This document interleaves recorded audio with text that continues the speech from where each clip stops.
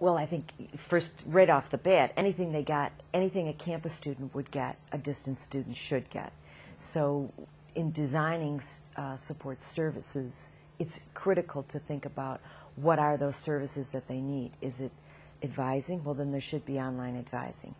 Is there a writing lab on campus? Well, then there should be an online writing lab. Do the faculty hold office hours? Well, then they should have the technology that enables them to hold online virtual office hours. And whatever it is that the students would need, whether it's library services, all of those services should be offered online.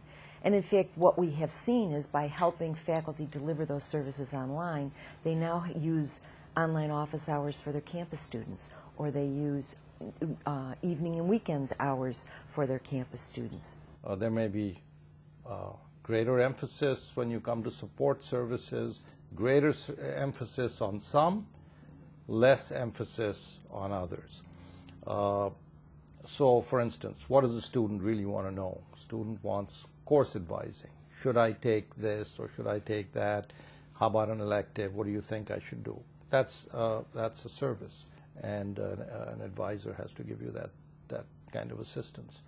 There are questions that students have about financial aid. Now, in distance education, those are going to be just as important as for a campus student, but they may even be more important. So there's kind of a maybe extra emphasis for a distance student on how about financial aid. Now, if the tuition is paid entirely by the company, it's not an issue, but it could be something that's part of a service. You need services that can be delivered quickly and efficiently when the student needs it. And I think universities are finding that doing that online is easier than telling a student go stand in line somewhere. So the same tools that you might need to provide services to distance students might be the same ones you use on a campus. By the way, I left out career advising as a service that adult students really need and want, and so do campus students, but maybe to a lesser degree.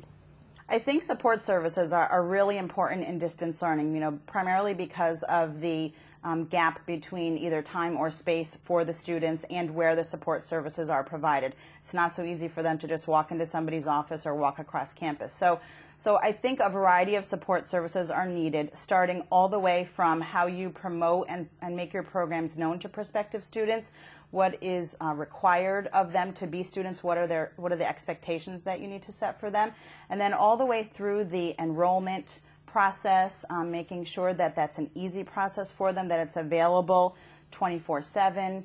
As they get into their courses, there are advising services and access to things like technical support, availability of faculty to answer questions, ability to interact with students the way that they could in a face-to-face course. So I think going through that whole process for students is important, and looking at what support services you provide on campus and making sure that those are all available to your distance students. And I think that if you look at it from a holistic view, you're really providing all the support services that are available at a university to the distance students. I think the key thing is to be sure that they can access those services, that the services are available to them, and that they're easy to use.